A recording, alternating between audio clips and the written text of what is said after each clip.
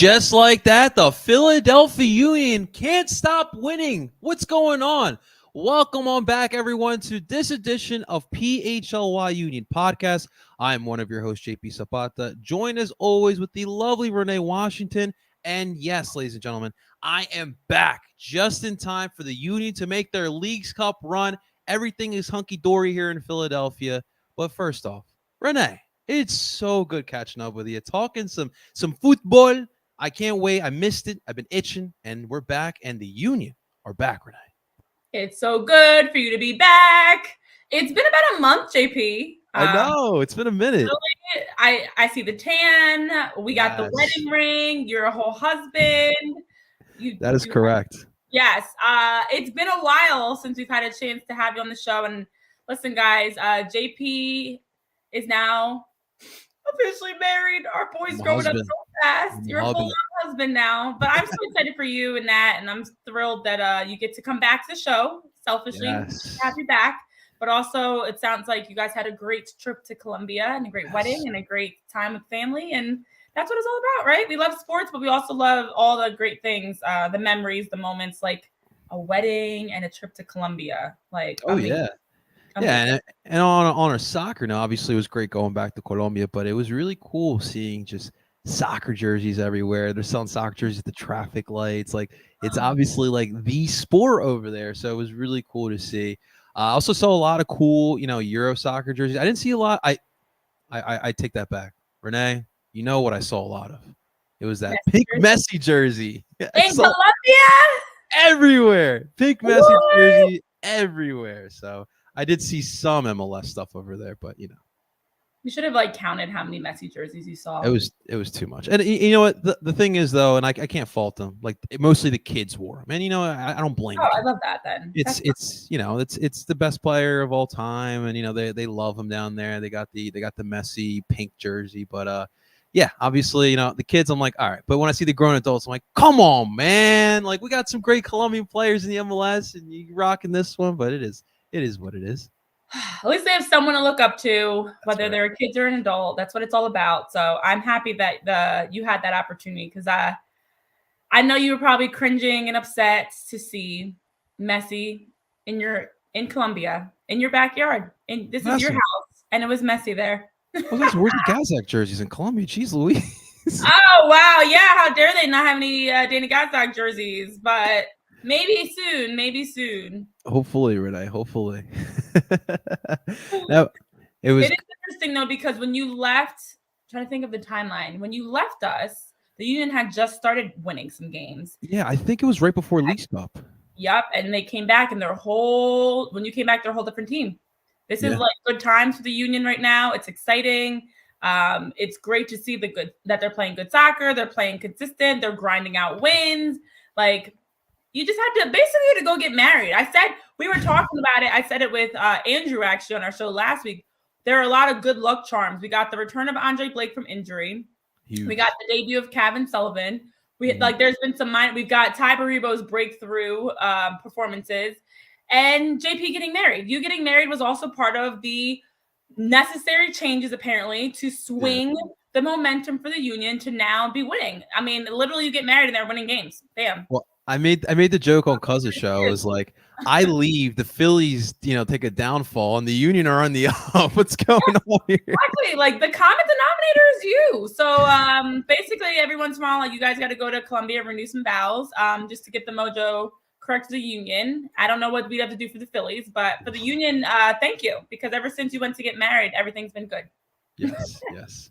Yeah, the Phillies' problems was earlier today. We'll talk about the Union and their upswing right now. It's been a lot of fun. And I kind of called it too. Like, Renee, the thing is that this team, Jim, just, I don't know what it is. And I would love to be in the dressing room for it. But when it comes to knockout tournaments, like US Open Cup, Leagues Cup, playoffs, whatever it is, he always has these guys ready. And it's just remarkable. Like, how does a manager just manage so well in these type of situations? Obviously, he's got to win a big trophy in these type of tournaments, but no one wants to play the Union in a tournament-like situation, and they're proving it again in the Leagues Cup. Well, I know we mentioned it last week. The timing of Leagues Cup is actually perfect. As we talk about Tai Baribo's brace on Friday, as we talk about them getting a shutout, as we talk about all these positives, They needed this. And I think to have the Leagues Cup games start when they did, gave them a chance to get away from MLS play, standings talk, playoffs talk, all the pressure of like needing to climb the table.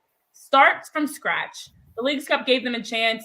Okay, you're just going out there, working on winning the game in front of you, trying to advance, win and survive. And so it gave them, I think, the confidence of like a new season almost. Like this, the Leagues Cup is a whole different season, but it's a whole new season in the sense of what your goals are and what you're looking for. And sometimes as a player, you need that because you are so stuck in the weeds and thick of, all the competition is ahead of you for MLS games and what this means and what has to happen and which games you have to win. And it just adds all this extra overthinking. And so I feel like what the Leagues Cup has done is allow them to get back to square one, start over as if we just came out of preseason. You have guys that have been going in and out from international duty. You have others that are being called in. You've got some new roster moves that have been made. So you've got some new pieces. And it just gave them a chance to like reset.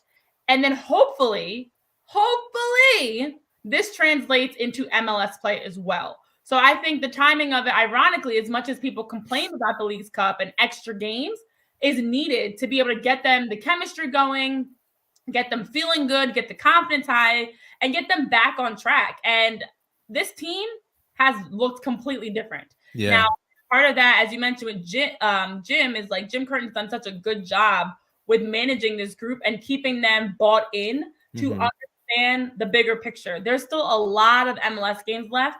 Their upcoming schedule for MLS play is important. It's a lot of Eastern Conference teams, so chances to steal points, climb the table. And so now in Leagues Cup, you can use this. Go out there with a chance to win hardware. Go out there with a chance to just get better and not have the pressure of if you do drop a result, you're dropping an MLS standing. So I applaud Jim Curtin, even though everybody was ready to run him out of town about a second ago, that he really has managed his group. And you see it. You see how they are playing some good. Again, it's not even pretty all the time. I know he said himself, like, Friday's game was not a pretty game, but they got the result. And it was at least a complete game. And you at least saw the progression of, like someone like Sam Adeniran's chemistry growing with the attack and just the way that they're kind of figuring out their roles as a unit. That's a really good point. And like, me, I could care less about this tournament, but you said it's perfectly. This tournament is exactly what this team needed because before this tournament started, you beat up on a New England side. It's not good. I get it. Nashville, obviously transitioning to BJ Callahan as well. So, weaker sides. But right now, where we were 2 months ago to where we are now, it's completely night and day, right? And they were struggling, and it just felt like whatever they threw out there, whatever they did, it just was going to be an L. But you get some players back, and the most important one has been Andre Blake. I mean, you clearly can tell how much different this team looks with Andre Blake. And now you go into this Leagues Cup, as these wins go by, as this tournament goes by, they're getting more confidence. And yeah, as much as I don't like this tournament, this is exactly what this team needed. And they keep winning, and heck, if they go on a run, they win this bad boy. I mean, who the heck wants to play the Philadelphia when we get back to it? But real quick, Renee, because I didn't get a chance to get your thoughts on it, but Danley Jean-Jacques, member of the Philadelphia Union, the latest signing for the U last week. Any thoughts that you have on Danley, the second signing here this summer? Well, I love the fact that the Union are actually making moves because that is one of the areas they did need to add some more depth, some more pieces. Danley did have a chance to practice with the team on Thursday. Obviously, there's still there's the process because he's an international signing. There is the process of paperwork and everything like that, so he can have the documentation be able to play with the Union. I think overall, this is something that we've talked about. They needed to add was in the midfield because you cannot run your midfield into the ground with just 3 or 4 guys. As a midfielder, you play so much. You're in the attack, you're in the defense. There's no shutting off. You're involved with everything. And the midfield has been one of the areas of concern for the Union because they haven't had a true midfielder that just controls the tempo and controls the game. You have someone like Jose Martinez, who's very defensive oriented, great in transition, great defensively, but doesn't really give you that offensive bit that you need aside from the occasional shot from distance. You have a Jack McGlynn who's absolutely improving in the final third as that final third passer, finisher, even the aggression he's been seeing, playing on the front foot, getting forward. But he's not a guy that's tremendous defensively. They haven't had a true midfielder that can be a little bit more versatile and play on both sides of the ball. It's been kind of like half and half. And with the diamond midfield, to have someone like Danley who can play in the 6, he can play on the wide flank areas on either side as an 8.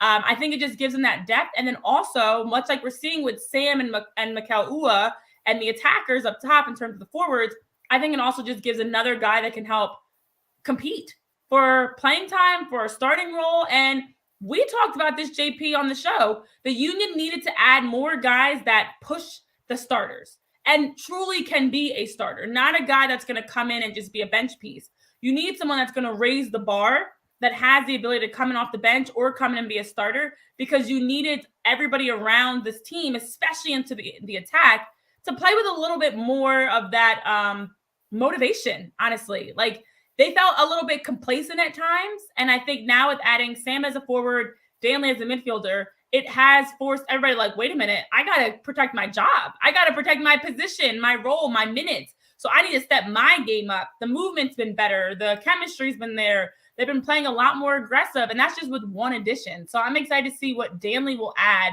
on the pitch, because Jim did speak highly of him. And from what we've seen as a League One guy, I think he should be able to come in into the MLS, which is a different level of competition, and be a tremendous role player, but maybe even more. I don't know. I don't know that he's going to be the guy that's going to come out and score goals for you, but I think he's going to help them in possession, switching the point of attack, and to actually be able to play through the midfield. The Union have been getting better at that, but I still think they need a couple more pieces to truly have middies that control the tempo, that are checking, finding ball, always an option, versus just the midfielders being kind of like the clogs. Like Jose's a clog. He just sits in and just wins 50-50 balls, helps you get up the field. You need someone that's truly going to like move you up the field, combine, take players on. So I'm excited. If you can't tell, you got nothing to lose, to be honest. Like, worst case scenario, he's not as great. Oh, well, I know they have club options with his contract and everything, but I think he does seem like, coming from League One, he should help raise the level of talent for this team. What about you? Oh, yeah. And I mean, I think the point you brought up that is something you really brought up throughout the whole entire year. You need competition all throughout the pitch. That feeling of complacency is never good, especially for this team, because we know, like, look, there's no secret. Like, we don't have a superstar type of player. You don't have a Messi or, I'm just trying to think, or a Cucho Hernandez, like that type of player. You don't really have that on this team. Yeah. So competition's a big part of, bringing the most out of all these players. That's really what's made the Union so dominant, especially like in 2022. You had a solid backup in every single position on the pitch.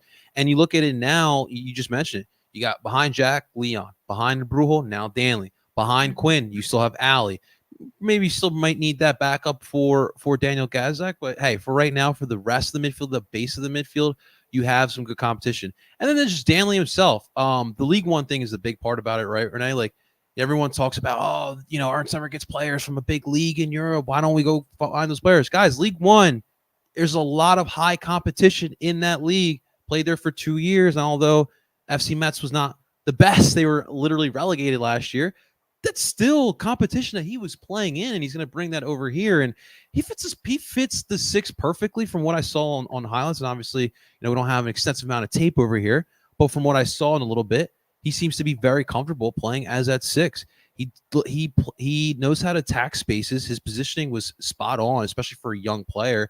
And those are things that you are looking for to be the base of your diamond midfield here in Philadelphia. And so the sky's the limit for him. He's still really young, and Haiti is a nation that is producing some good young players. Maybe as a nation together, are not really performing well on the global stage, but they're still producing good young players. And so I was very excited to see that. And it's back to Ernst for the past couple of transfer periods, it feels like he's been playing a little safe, right? Like, attacking the MLS market, which, hit or miss, right? Damian Lowe's been really the only, and Julian Carranza have really been the only ones that really hit as far as the MLS markets go.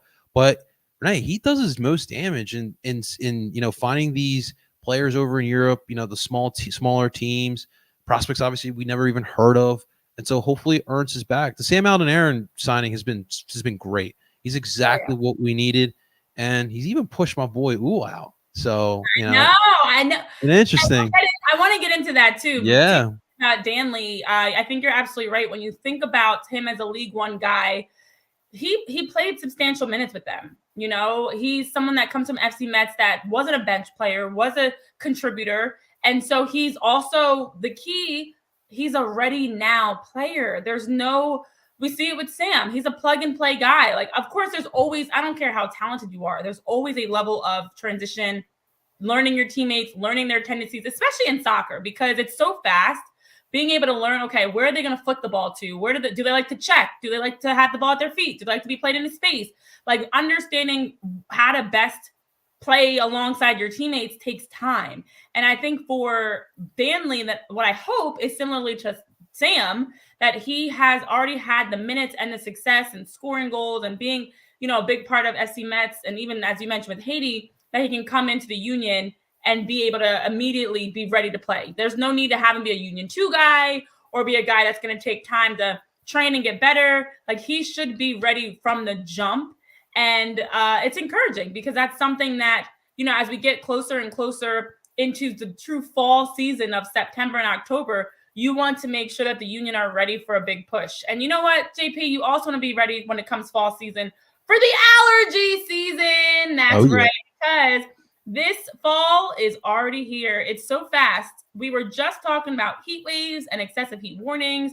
And here we are already preparing for the start of school. Sorry, kids, for all the kids going back and teachers. And also the fall season, because what fall season means fall allergies. That's right. That's a time, whether it's the runny nose, the itchy, watery eyes, wheezing that you're dealing with, all the different symptoms that come with allergies.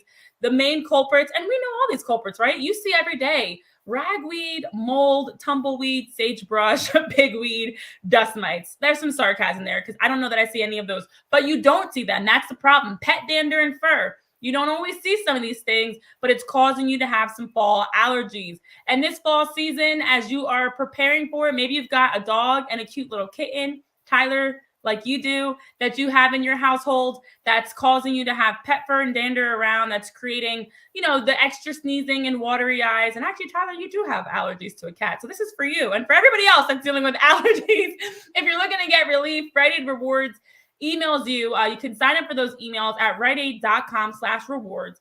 They send you updates, tips, advice, resources, and things, as well as just some rewards emails for you. They also have some other tips around the relief to help relieve your allergies during this tough season. Dehumidifiers, showering. You all should be showering, guys, but maybe shower even a little bit more. Making sure you're taking your shoes off and things and not tracking pollen and, other things through your house. So there's some tips that Rite Aid has for you, whether it's wearing a mask while you're gardening or even keeping your windows closed, as well as just providing the resources, those over-the-counter options at your local Rite Aid. The nasal rinse can help flush out your nasal passages. They also have antihistamines and over-the-counter medications like the Rite Aid brands of Claritin and Zyrtec, and all these different options for you that you can try out yourself. So 1 to 2 weeks before pollen allergies are expected to be high, they even have some steps of some nasal medications that you can take and things to be ahead of the curve and not behind. So with Rite Aid, they've got plenty of options for relief. You can also ask a Rite Aid pharmacist who is very helpful in getting you updates and tips and pointing you in the right direction for those decongestants and nasal sprays and things. So head over to Rite Aid today, get those recommendations, get the support, get the guidance you need to also get the relief that you need as you're heading into the fall allergy season with Rite Aid. That's right, guys. Listen, fall's coming. All right, we're going to have some MLS playoffs. We're going to have some baseball playoffs as well. Football being full swing, but let's not fast forward too quickly. No. Let's stay right in the net then and now, all right? Guys, we are still in the full swing of the MLS and MLB season, so if you guys are feeling lucky, guys, you need to hit up the BetPark Sportsbook app, guys. Test your luck here today and see all the odds that they got going on here. But if not, listen, they got a whole bunch of other fun stuff going on that BetPark Sportsbook app. BetParks has your seat at the table with a live dealer for all your favorite classic casino games, and it's right on your cell phone here right now. Play live baccarat, live roulette, and live blackjack with a live dealer. Plus, play hundreds of exciting online slots. I am proud to exclusively recommend BetParks. It's the only online casino and sports betting app I use for myself. Summer's here, and if you are at the beach, on the boat, the boardwalk, the Poconos, the campground, the lake, or just your backyard pool, Make your downtime fun time. Plus, BetParks is a proud official betting operator of the PGA Tour. The BetParks Sportsbook app has lots of ways to bet on the PGA on PGA golf, bet players, bet matches, bet top finishers, and much more. Live bet while you're watching Philadelphia baseball, soccer, women's tennis, and much more. Download the BetParks Sportsbook app and enjoy all the live action and excitement from the casino right at your fingertips, guys. Odds, bets, slots, and games right in your pocket. And a great offer for all new users who download the BetParks Sportsbook app and casino right now. Get up to 1,000 casino bonus back if you're down in the first 24 hours. Casino's bonus must be wagered. BetParks.com for more details. You must be 21 and older in PA, New Jersey, Maryland, Ohio, or Michigan. If you do have a gambling problem, please call 1-800-GAMBLER. You love to play. You play for fun. You bet Parks. Thank you to our friends over at the BetParks Sportsbook app. Beautiful. All right. Well, you did mention it, JP, and we actually haven't had a chance to talk about it because Sam has come in and Mikel's minutes have been impacted. Mm-hmm. And I know Jim was mentioning how him and Ua actually had a conversation regarding this and just regarding his assessment of Ua's play, mentioning that he feels like Mikel Ua at times hasn't been involved enough. He has moments. He didn't say this part, but this is what I'm translating. But he has moments that he just kind of disappears, where you can go 10, 15 minutes and he's not getting touches. He's not involved. He's not making plays. He's been good, but he has not been great. And on the other side, you have someone like Sam who's coming in, helping to add depth to the striker role, he works hard. And we've actually directly seen him, including Tai Baribo's goal this weekend on the first one. We've directly see him making an impact that leads to goals.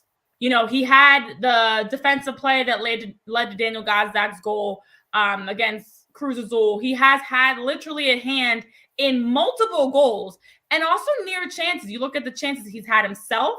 He's someone that we're seeing creating space, getting his shot off, great 1v1, making good runs. I love the fact that I see Sam making runs, calling for the ball, actively wanting the ball and wanting to get involved. Whereas Ua, again, I feel like he disappears at times. And as Jim is mentioning, has been good, but not great. You've been one of the biggest people that has been, I won't say anti-Mikel Ua, but definitely been highly critical. Very, very critical is a good way to put it. What are your thoughts on the fact that of your boy? Like, it's happening. It's happening. This is kind of, I feel like, what you wanted. Less Ua. He's more of a off the bench guy. And now we're seeing him in that role where his starting position is not guaranteed. He's got to earn it. And he's right now coming off the bench a little bit more. Listen, my nature is, I got to be honest. I definitely, listen, I want Ua to do well. Like it'd be crazy for me to root against him. But like when you're being honest with yourself, you just realize that the money that has been made by Ua is not matching the production on the pitch. And yes, he's great off the ball. He makes great runs. It opens up things. He is solid on the pressing as well. Not as good as Adam Aaron, that's for sure. But when you are the highest paid DP that we've ever had in club history, and you're a striker and you're not producing goals, it's an actual problem. So I looked at some of these match logs between Sam and Michael, and just in the last couple matches, last match and then 4 matches ago, the last match before the Leagues Cup against Nashville, Sam's XG was 0.5. I mean, I'm just trying to look at Ua's match log. The last time he had over 0.5 was back on June 1st against the same Montreal team. And so it's just the lack of consistency for Ua. We're in year 3. At some point, something's got to give with Michael Ua. And so Adam Aaron, I don't know if I really like him starting either. The way I envision Sam was the guy who comes in, the super sub comes in for 30 minutes with tired back lines, running full force at you. It's clear like he wants to drive the ball to the net, and you can clearly tell that. And even like on high presses, the dude is super aggressive and in your face, and he's a big body. It's very, very daunting. So he's doing those things that we need in our strikers right now. I don't know how technical he is. Unfortunately, besides Baribo, no one's really been that technical in the final third. But right now, I mean, Renee, as I don't want this to happen, but Sam has proven he deserves the minutes over Ua. That's not good. I know, and I've been a part of teams where they like to start the game off high intensity, high aggression, and have the starters be the people that are just those workers, going to buzz around, going to high press the back line, going to make runs, and just wear them out, stretch their back line. But it also sets the tempo from the opening whistle that you're going to come out and play on the front foot. Versus a guy like a Mikel Ua, I actually think it makes sense for him to be coming off the bench because he likes to play a prettier brand of soccer, a little bit slower, a little bit more possession oriented. He's not going to get stuck in on tackles and be someone that you see knocking shoulder to shoulder. He's going to be more of a finesse. So it's like you start with the power, the aggression, and you finish with the finesse. And right now that is Sam. You look at what Sam fits. And first of all, to even backtrack, I have heard his last name pronounced so many different ways. I've heard Adeniran, I've heard Adeniran, I've heard all types of stuff. I'm looking forward to the day we finally get his last name pronunciation because I feel like every broadcast and everything I've heard about Sam, it's a different last name. So I just want to clarify that. I think it's Adeniran, but I don't even know. Adeniran sounds right too, and I keep hearing it so many different ways. So sidebar. But I feel like Sam fits the bill for how Quinn and Ty play. And Ty has been someone, much like Quinn, that have had the most, like when they track how much they've run and how much they move on the pitch, have been two of the highest in distance covered for the Union. I think Sam fits exactly into that mold. And so I don't mind him starting. I don't think he's going to be someone that, I know I should even backtrack. There's a question marks about his, how polished he is as an attacker and the technical ability and all that. I think when you look at everything Sam has created in this short amount of time, it's goals. That's your job as a striker, is to create goals. It's not always pretty. It's pressuring the keeper, forcing a turnover, and the ball ends up in the back of the net. It's you make a run and you draw the back line out and you get a slot across.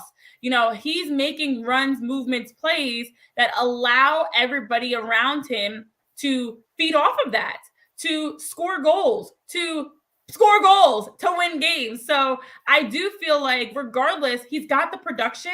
He needs to start until further notice. Like, to me, he's a lock. He's in a shorter amount of time, a smaller sample size, has had way more of an impact, as you mentioned, the expected goal statistic, way more of an impact, way more of a noticeable impact, whereas Ua does not have that. He does disappear. And I think for this team, because they are that blue collar, they don't have a Messi or that, they don't have the guy that you're going to lean on in those big moments. It should be Daniel Gazdag. It's not him. Mm-hmm. They don't have that guy you can count on every game that's going to be scoring game winners, putting the team on their back, making big plays. It's by committee.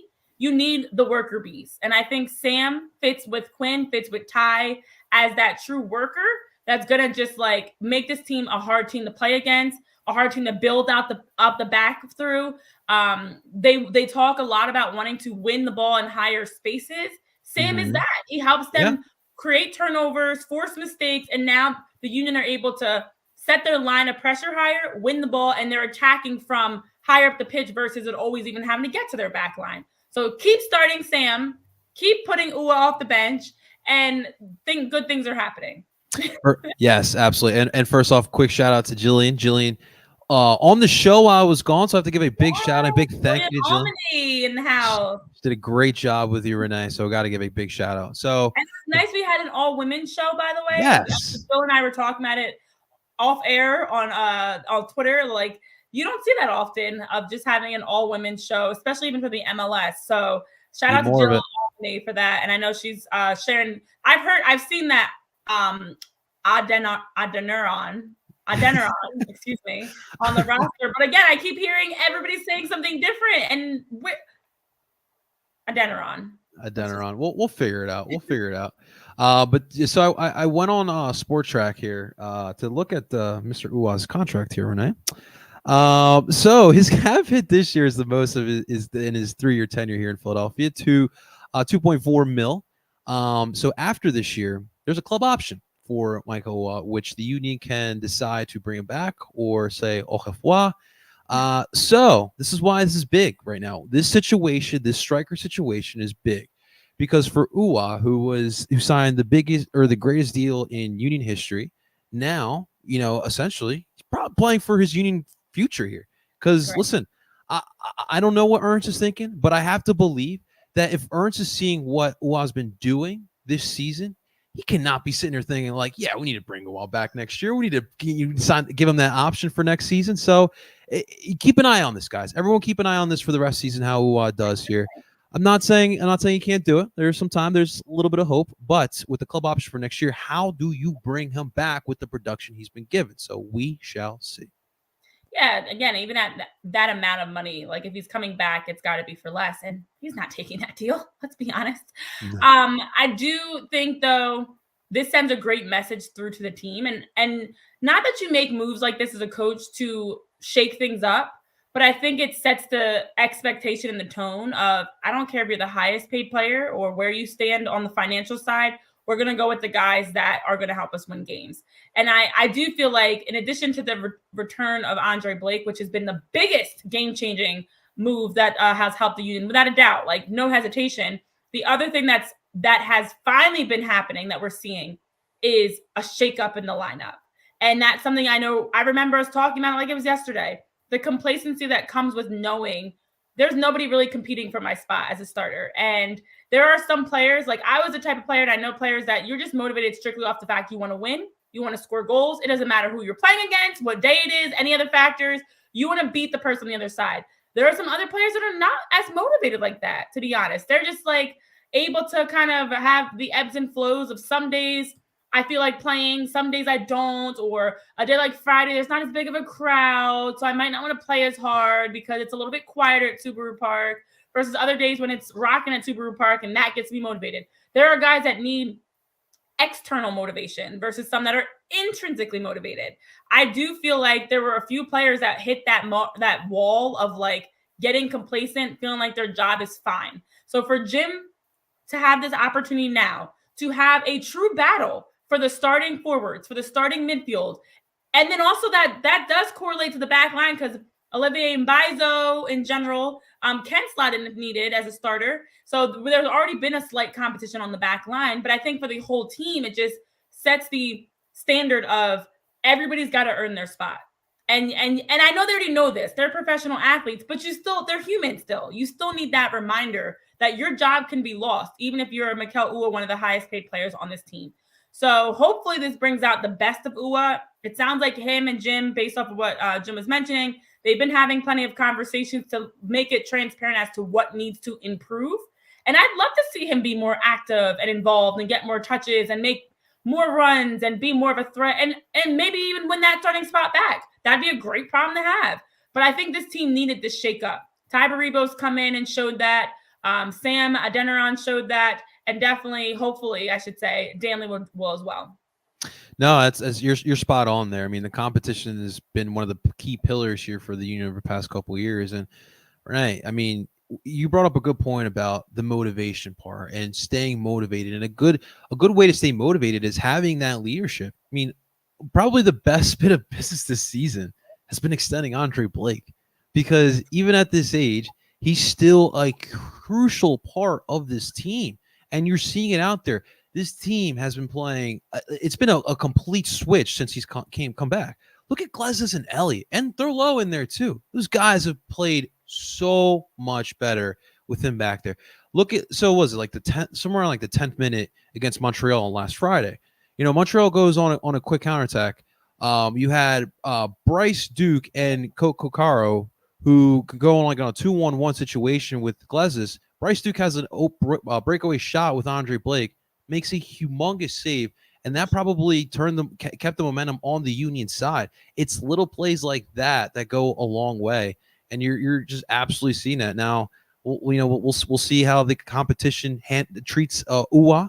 I know that him and Jim had the conversation, but we're gonna have to wait and see. We'll see how he kind of answers to it. We'll see what his role will be tomorrow night in Cincinnati. Obviously, it's not easy playing there. We know we know that very well. So I'm intrigued how that kind of does transpire. But this competition has been really good to see all throughout the pitch. It's been so nice to see. And you bring up a good point about Andre. Like, it's the little things that are rewarding, and those rewards add up to help you get some, major confidence and major opportunities. You know where else you can get some little rewards points that add up for some big opportunities? That's right, our friends over at TrueMark Financial Credit Union. TrueMark Financial has a debit card that earns you rewards points because it is important to have the small wins, get some small rewards, and they do add up to get you some big opportunities. When you add those points up, you can redeem them for travel, retail gift cards, merchandise, and much more. Cash as well with TrueMark Financial's debit card. They've got the C rewards points. You can take advantage of that as you earn those rewards points that allow you to be able to use those for something else. We love being able to spend money and make money while we do it. And with the rewards points, you have the opportunity to do just that. TrueMark also has their Savvy Money, where you can monitor your credit scores with Savvy Money, regularly check your credit score so you're aware of your finances, aware of any errors, any mistakes. There are times your credit is not perfect. There are times your credit score may have a blemish on it. With TrueMark, you can catch that. You can also protect against identity theft by monitoring for any unauthorized activity. So making sure that there's nobody trying to hack and use your bank account or your credit card or anything else. And then also with TrueMark, build that financial stability by improving your credit habits and maintaining a healthy credit score. That'll allow you to plan for the future, plan for that vacation, college fund, the house that you're looking to buy, the car, whatever it is. So TrueMark has a lot of benefits in addition to their mobile app, their CU rewards points, their ability to monitor your credit score, as well as even just having the protection and knowing if there's any events of identity theft or anything, that TrueMark's going to have you supported. So with TrueMark Financial Credit Union, you can take control of your finances, know where your money's going. They've got the low fees. They've got better rates than most, and they also give you the ability to have more of your hands involved in your own money. Go figure. Knowing where your money is going, knowing what's happening with your money, which is a great problem to have and a great thing that you want to make sure to take care of with TrueMark. So TrueMark Financial, which is federally insured by the NCUA, is an equal opportunity lender. And for more information, if you want to get started, you can visit TrueMark.com/PHLY. The link is on the bottom of your screen over there by JP. TrueMark.com/PHLY gets you started with the credit union that makes a difference in your financial spending with TrueMark Financial. Awesome stuff. Well, listen, Renee's got your guys back with your financial needs. Well, I'm going to get you guys back for all the fun time that you need, and that's with our friends over at Coors Light, ladies and gentlemen. Listen, just came back from Colombia. I had a lot of great beer, but you know what I really did miss? I missed sitting back, relaxing, watching the U with my ice cold Coors Light, ladies and gentlemen. All right, it's a beer of choice, especially for the summer when it's hot outside and you need to chill. You're only going to chill with our friends over at Coors Light, because when the mountains turn blue, ladies and gentlemen, it's as cold as the Rockies. Coors Light is cold lagered, cold filtered, and cold packaged for that much smoother finish. And when you embrace a chill mindset, it's a good time to choose chill. Crack open that Coors Light, ladies and gentlemen. Coors Light is a mountain cold refreshment, crisp and refreshing, just like those Colorado Rockies. All right, guys, and listen, we always got you covered here on PHLY, all right? The best part about Coors Light, yes, you can go up to your local beer store or your liquor store, pick up your 6-pack, 12, or the case that you need. But with our promo code here, if you go to CoorsLight.com/PHLY soccer, you can get it delivered straight to you using Instacart, guys. You don't have to leave the house. Right before the game, 5 minutes before, hit that delivery, get it right to your doorstep, and enjoy it while you're watching the games. That is the way to do it, guys, all right? Again, that's CoorsLight.com/PHLY soccer. Get it delivered to you, ladies and gentlemen. Celebrate responsibly. Coors Brewing Company, Golden, Colorado. And a big shout out, a big thank you to our friends over at Coors Light. JP, you know who might need a Coors Light right now? Who's Any Jets fans, because Hassan Reddick, after the holdouts since training camp with the Jets, has now requested a trade. What? While you're doing that, Rita, literally popped up. Hassan Reddick has requested a trade from the New York Jets. Booyah! How do you do Not that? our problem anymore here in Philly. Not our problem. I like Hassan Reddick, but this whole holdout and now I'm requesting a trade from the Jets before the season even starts is insane. Insane. You have not played a single snap and you won out. That's a bad look. That's a really bad look. That's a really bad look. That's like asking for a trade. I'm just kidding, guys. Kidding. Oh my God, that's insane. But yeah, it could be worse, guys. It could always be worse, as I got that news like literally coming across my phone. Imagine Bo and Zach right now who are going live at the same time we are. Right, like they're probably talking about on the Eagles show right now. That's insane that he literally wants a trade. Oh yeah. But this is the reality of like not everybody can handle the pressure. Not everybody can handle, just in general, there's a lot of other factors in sports, I should say. And so as much as we even talk just about talent, it's about wanting to actually be there. It's about being okay with what your contract is and bought in and being happy there, being happy in that environment, and also just having the key pieces. And Andre Blake is a key piece and is a guy that has been Philly through and through, Union through and through, that has from day one just embraced this community, this city, this team. And it's so great to see him back, because as you talk about that play in the game, there are so many points over the game since his return you can point to that are directly game-changing plays. Getting a clean sheet, no buddy has to be an expert or a mathematician to understand the basics. A clean sheet increases your chances of winning the game. At the very least, you're going to get a tie. A clean sheet gives your offense a lot of confidence in knowing, and even your team a lot of confidence in knowing, if they break through, we've got Andre Blake behind us that's going to make a big save. It's going to be nearly impossible to score on him. And you can see defensively how much he does keep them organized, that in transition, on services, on set pieces, the body language, they've been touched tight. They've been doing a better job of sliding and blocking and doing anything possible. This past game was the same thing. So I'm excited to see. I think the biggest thing that we talked about is they keep getting tested more and more. It was Nashville and New England. Okay, they're just struggling teams in the East. But then we saw it against like Cruz Azul. Then we saw it against Montreal. Now you get a chance against FC Cincinnati, who has had the Union's number, has been a tough team for the Union to beat. And you now have another chance to see, what does all this look like together? Are we just getting smoke and mirrors, or is this legit? And I think for Tai Baribo's success to now have 3 Leagues Cup goals after his first ever brace in the Leagues Cup play Friday, for Andre Blake and the defense's much more organized play as of late, of course, even adding a guy like Sam and, all these pieces that they're putting to the puzzle, now you get to put it on test in the Sweet 16 of Leagues Cup versus, do you remember that show? I do not remember that show, but I was like in the jingle. What? Renee always teaching us something. Oh, pop culture. Sweet 16? Oh, yeah. I don't remember the theme song, though. I remember the show. Oh, yeah, Sweet 16. And then they would have all these like very rich kids that had this Sweet 16 that looked like a wedding. I hated those kids. Oh my God. Me too. They would get so mad. It's like, this kid just got a brand new Benz, and they were like crying because they didn't get the Hummer. It's like, what's wrong with you? Your first car, and you got a freaking Benz. Like, what? I'll tell you about my first car with the windows and the manual door locks. I didn't even have a radio. I mean, like, these kids, can you imagine being 16 and you have all that? Like, they'd have celebrities, they'd have all these expensive cars. I don't even want a car that expensive now, because I would just be terrified to drive it. But the Sweet 16 is a good spot to be, especially if you have a lot of money and you can have a wedding for your Sweet 16. But the Union are now in their own Sweet 16. My last time saying that, I promise, guys. And so who would have thought that they'd have a little run going in Leagues Cup play and now get a really good test tomorrow night against Cincy? I'm going to bring up one more point because I haven't had a chance to talk about it yet. Tai Baribo, holy crap. Thank God this man took advantage of his opportunity. Renee, since the Union finally gave him an opportunity in June 19th against Cincinnati, ironically, 9 freaking goals in both MLS and Leagues Cup play. Like, talk about taking advantage of your opportunity. Julian Carranza's gone. Minutes open up.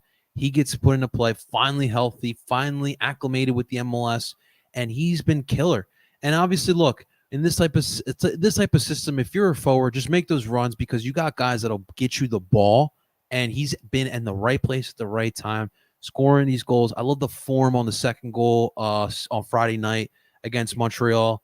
But this is such a great story, not only just for the U, but for the league. I mean, this is a guy who, people were thinking like, all right, well, he's going to be gone after this year. We'll just write it as a loss. But no, he's taking advantage of his opportunity. It's been fantastic. And we need it. Quite honestly, we need it because, who's not giving you those goals? And Baribo, he's giving you those goals. Yeah, I mean, you look at both goals, one-touch finishes for both. Really tough angle on the second one especially. And for Tai Baribo, the thing that I like the most about him, and I know Jim alluded to this and touched on it as well, is the way he sets himself up to score. And I always say there are in soccer players that score goals and there are goal scorers. Like not everybody that scores goals is a goal scorer, because you as a goal scorer, it's a different mentality. It's your work rate is different. Your runs are different. You're always thinking the next pass is coming to me and I'm going to be ready to score. Like that's that goal scoring mentality, not surprise. You're expecting you're going to make the run. You're going to beat that defender. You're going to beat the keeper to the ball. You're going to make the play, the move necessary to score. And Tai Baribo has that. You see, even I think back to like his goal against, I guess it would have been, because Cruz Azul, what game would that have been? I can't even think of which game it was. It's been so many goals.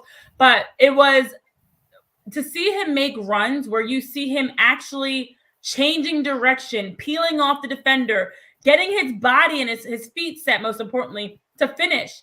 A lot of players are crashing the goal just to crash the goal. No, Tai is crashing the goal to score, so that if the ball hits off him, which we've seen, if he has to one touch it, which we've seen, if he has to take a touch, which we've seen, whatever the circumstance calls for, he's ready in that moment to make it happen. He's always a play ahead, expecting the next pass to come to him.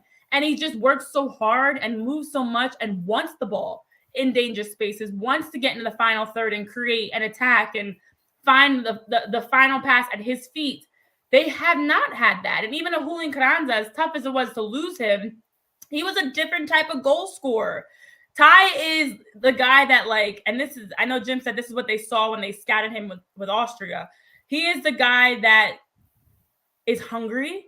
And when you have a goal scorer that wants to, this is something I remember I used to always hear, and now I've 1,000% seen more. You need a goal scorer that wants to score as badly as they want to breathe, or as badly as they want to eat. Like they are treating goal scoring as if this is life or death, versus the guy that's like, oh, next time I'll get it. And how many plays have we seen over this season alone where a service is played across the 6, the goal line, and you see guys kind of looking to the next guy, like, you got it. Go ahead, you score. No, Tai is like, I got it. I'm going to go in and score. So I love the aggression that he brings, the hunger that he brings, the runs, the movement. It's contagious. And as you mentioned, those 9 goals, these are not easy goals he's scoring. These are game-winning goals. These are big plays. These are plays that he's making that are just phenomenal to see. And I'm so happy that we finally get to see Tai Baribo, because how long have we been calling for him on the pitch? And this is what you're getting from Tai, an incredible level of consistent goal scoring to help you win games. Yeah, no, absolutely. Look, not taking anything away from what he's been doing, because you talk about the Union's play as of late, and they turned the page on that disastrous early summer, late spring form. Big part of it is Tai Baribo. So the next question, now that we move forward into late August, September, into playoffs, is Tai Baribo's play right now is sustainable. Obviously, Carranza's gone. He's kind of filling those minutes, and he's done a great job of being that lead goal scorer. But can he continue doing this? Especially, I don't know what we have at an Aaron. I don't know if he's going to be the constant starter alongside him. And obviously, we know he makes those runs, but he needs to score some more goals. So that would definitely help with the production for Baribo. But can Baribo keep on this pace? Can he be the lead guy, the lead killer here? I think he can. And I think based off of how the Union play, I think that's only going to increase his chances of maintaining this, because he is becoming, as we are watching unfold before our very own eyes each game, the leader of this team offensively. You know, him and Daniel Gazdag are becoming the 1-2 punch. And again, Tai and Quinn, for them to have the largest distance covered, which means you're not. So the other part of this, why I think it's sustainable, there are some goal scorers that like to just hang in the box, and they are just great in the air. An Abby Wambach for women's soccer is a phenomenal example. That was more of just that in the 18 player. There are other goal scorers that are more like your workers, where they're up and down, they're moving all over. The fact that Tai is more of the worker goal scorer that doesn't want to just sit and wait, set me up to score. He's going out to make it happen, I think, is what's really going to help him continue this consistently, because it doesn't always have to be him scoring. He just works hard, makes runs, and moves well that allows their offense to be more dynamic, more unpredictable. And even if it's not directly off his foot, it might be Sam, it might be Jack, it might be Quinn, it might be Danny. I think he opens up for their offense as a whole to be successful. Whereas a Julian Carranza and the way that Mikel U has been playing, and even the way that Daniel Gazak's played at times, it's not something that like lifts your teammates level around you. So I think this is long-term possible that we're going to continue to see Tai being the game changer down the stretch for this team. And I think we're going to get more, like a Danley coming in, Sam already, we're seeing it, that are going to be able to feed off of that. I don't know. What do you think? I'm kind of in the mode where I want to see some more. I want to see more, especially in MLS play. In this tournament, I just feel like for whatever it is, obviously, like I feel like not every team is coming out with their full energy, but I want to see what he can do come MLS play again. You know, I don't feel too confident what Uwa's going to give us for the rest of the season, and Adden Aaron, I think he's got a specific role. I don't know if he's a full 90 type of player, which is fine. That we didn't bring him in to be a full 90 player, but this is a lot of fun, and I don't want to take anything away from Tai Baribo because I think the story has been fantastic, and you know, it also brings up the other point, Renee, is that like, listen, sometimes when you have these signings, especially when they come from other leagues, other countries, just give them the opportunity. Like sometimes there's players who just perform in matches. You know, practice is just not that important. When I going back to my high school football days, there was this one kid, he hated practice, and coaches used to rag him, and he would just show up late. He just showed no interest. But come game time, he's putting pressure on the quarterback, and he always used to show up. There's athletes like that. I feel like we've talked about it on the show too. Practice players versus gamers, yeah. And like I know Jim doesn't want to see that, and I get why he wants you to earn your spot in practice because it's like life, right? Like you earn your spot. But sometimes, especially when you need that production, especially as a goal scorer, you just need to see what you got out there in that player. And Tai has been taking advantage of these opportunities, and it's definitely been a great story to watch for sure. It has, and it's a good point you bring up because we kept hearing for so long from Jim that Tai's time is coming, and we're not really seeing anything from him in practice, and guys have to earn in practice. And exactly to your point, there are always those players that are truly practice players because especially in practice, you're not always scrimmaging. Sometimes it's patterns, it's shooting drills, it's some technical work. So it's, who looks good in a drill versus who looks good in the game. And I think that Tai is probably based off, honestly, how he plays. He's a gamer. He wants to be in the final third. He wants to be getting stuck in. I think he probably doesn't bring – I haven't seen near as many practices recently as I have in the past. But he probably isn't a guy that's going to be flashy in a technical drill or in a rondo or in a shooting drill or crossing and finishing. Whereas I think he probably is in that game consistently doing that. So just a reminder, I feel like to your point of coaches sometimes do get it wrong. And I like Jim Curry and I trust his decision-making, but this is one that I feel like, what if we had gotten Tai Baribo sooner and we got to see him with Julian and when Julian was still here? Like, what does that look like? It just leaves a lot of questions that I wish we had more answers to because we never got to see Tai in a game. And I would have loved especially if it's like a lopsided game or obviously like preseason, there were Tai's had some injuries and stuff too that have caused him not to get on the pitch, but I'd love to have seen him sooner, even in small moments. Like you've gotten to see a Jeremy Raffanello or Chris Donovan. We've gotten to see them, but we never got to see Tai Baribo. And now he's a starter, he's an everyday player, but it makes you wonder, could this have happened sooner? Have we been missing out even over the last year? How much have we really been missing out? And Tai possibly could have been a bigger impact or had a role sooner. Yeah. And I hope we do take this lesson as we bring in more players in the future here. You know, give them that proper chance. Give them the proper chance. Renee, I want to end on one more point here before we sign off here for today's show. Obviously, you know me, I take a lot of glee in Atlanta United fans suffering. So we had a little bit of a report here. It's all a report right before we went live here. But apparently, MLS legend, I guess we can call him now, Miguel Almiron. There is a deal being worked in right now with Charlotte FC. Now, as you guys can read here, as Fabrizio Romano reporting here, that it's not going to be easy. And obviously, we have 2 days left in this MLS transfer period. But could you imagine if this deal gets done? Atlanta United fans, who, by the way, Atlanta United is not having a great season. they would absolutely implode if probably one of the best, if not the best player in their club's history goes to the rival Charlotte FC. And by the way, Charlotte's business this transfer period. Holy crap. Tim Ream, fantastic signing on top of probably the best defense in MLS. They get this player. Holy crap. But yeah, I thought that was a little funny, right? Just a little bit. No, you're absolutely right. It is it's interesting. A lot of teams have been very busy. I'm glad the Union are actually doing something as well. It's not one of the more expensive movements that we've seen compared to other teams, but at least they're in the mix, because we have been seeing a lot of, transfers and loans and things that are happening during the stretch. And that's a big one to keep an eye on. I want to take that news and raise you the other exciting news outside of the Union, the USA, because with the Paris Olympics over, I should say, we did have a chance to see all the gold medal matches that went down this past weekend, men's and women's basketball and women's soccer. And congrats with women's soccer for their first gold medal in 12 years. Yeah. They beat Brazil 1-0 behind Mallory Swanson's game winner. A nice second half finish. Well done to stay on side and put the ball away and put the USA in a spot to be able to win. It was exciting. It was great to see the gold medal matches. Even just watching I love the Olympics. I love the ability to watch all your favorite athletes competing with somebody different.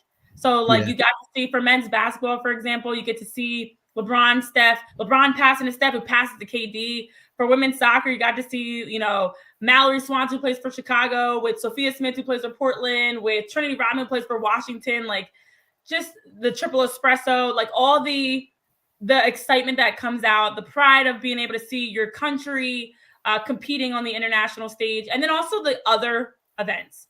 Maybe not breakdancing, but I love watching gymnastics, swimming, track and field, table tennis, all the events that they have. There are so many events in the Olympics. They just dropped the ball when it came to the breakdancing. Wait, you're not a Ray Gunn girl? You don't like the Australian break? The kangaroo hop? I just wonder so many things. Shout out to Rachel for, I can't think of her last name off the top of my head, but from Australia, who has a PhD and literally convinced them to pay for her to go to the Paris Olympics to compete, to go out there and kangaroo hop around. She's actually winning, because I was sitting at home. I didn't get a free trip to Paris to compete in the Olympics. So I guess I shouldn't be making fun of her. The joke is on me. But if they have these types, I got to pay attention to these competitions, because to be honest, I think JP, we, and maybe many of us, Jill, Jose, whoever else is tuning in on YouTube, Twitter, watching back later on podcast platforms or YouTube, there's a way to get to the Olympics. We got to figure it out. Maybe we got to work on our table tennis. Maybe we got to I think breakdancing, I heard, is not going to come back next year. Oh, man. Sad. But right. There's so many. Yeah, Rachel Gunn is her last name. Thank you, Mr. C. Thank you. If Rachel Gunn could be at the Paris Olympics, so can we. That is true. That is true. Well, it's funny, the U.S. women's team, a lot of baseball connects. Obviously, Alex Coffey, Philly beat writer for the Enquirer, her sister wins the gold. Mallory Swanson, Danzy Swanson's spouse. I love seeing that. Shout out. Yeah, good point. It was cool. It was definitely cool to see. Love seeing the women take back the gold. Cool to see. Got to see Dawn Staley out there living her best life in Paris. Love the video you posted, by the way. Oh my gosh. Alex moves. I took it from her, but shout out to Dawn Staley. We got to get her some more soccer games, because she is that. She's living her best life right now, and I'm so here for it. And that's what I love. It's a crossover. You got to see Dawn Staley at the women's soccer game, and then they had all the gold. After winning gold, they had the parties and everything, and you just, you're watching everybody. It's it's like the Avengers. It's like the crossing of all of our favorite. Love it. It's come together. Too bad men's soccer is not involved in that, but it's fine, because we had plenty of other representation. It's just the Olympics are such a cool idea. Well, we had the Drexel. What do you call him? The rower, I guess. Oh, I don't know his name. Actually, I forget his name too. Drexel alum. There were a lot of Philly alum out there representing at the Olympics in Patty. Pretty cool. It's pretty cool. It's pretty cool. Can't wait for 20. Where's 20? We're in 20 28. Woo, woo. I know. It's so soon though. That's gonna be here before you know it. That's gonna be rough. LA, that traffic's bad as it is. Oof. So bad, and expensive too. Oh yeah. In traffic all the time. Yeah, we got 4 years to figure that one out because we will be at the Olympics in 2028. I just don't know how we're gonna be getting around. We might be. It might be. We got. You know what? I'm gonna go study some speed walking from that speed walking. Yes. They got hips and everything because we might have to speed walk around LA in 2028. That's the only way that we're gonna get around. That is so true. But like, yeah. Well, Renee, listen, it's good to be back. It's good to talk some soccer. It seems like that you are back as well. And so we have plenty of season left, and we got playoffs too. And we obviously have the rest of this Leagues Cup too. So make sure you guys are following, you're subscribing. We will keep you up to date with with everything that's going on with the Philadelphia in soccer here in our area. Renee, anything else you want to let the people know before we hop off here? I actually have a lot to say. Just kidding. Let's go Union! Keep it going. A nice deep run. I mean, they're already at the Sweet 16. Beat up on Cincy, advance, and some payback. Make things a little bit more interesting. I'm all for it because they get some hardware if you can. Like, how many times have we seen them over the last couple of years outside the Supporter Shield get to the finish line and not be able to win out? If they with that 10 winless streak can turn things around and have a deep run, maybe Final Four of Leagues Cup or something, like, oh man, it's a different world that we're in now. So I'm just excited. I'm looking forward to the game. And on Wednesday, guys, obviously the town hall meeting got moved back to Wednesday because we're playing tomorrow. So I hope to see some of you guys down there. Please, if you see me, don't be shy. Say hello. I love meeting people in person. So I will see you guys on Wednesday. But guys, that'll do it for this week's edition of PHLY Union. Make sure you guys stay tuned for more from us. From Tyler Zulli, behind the glass, Renee Washington, of course. I am JP Zapata. Thank you as always, guys. And as always, DOOP on. See you guys soon. We all silly like the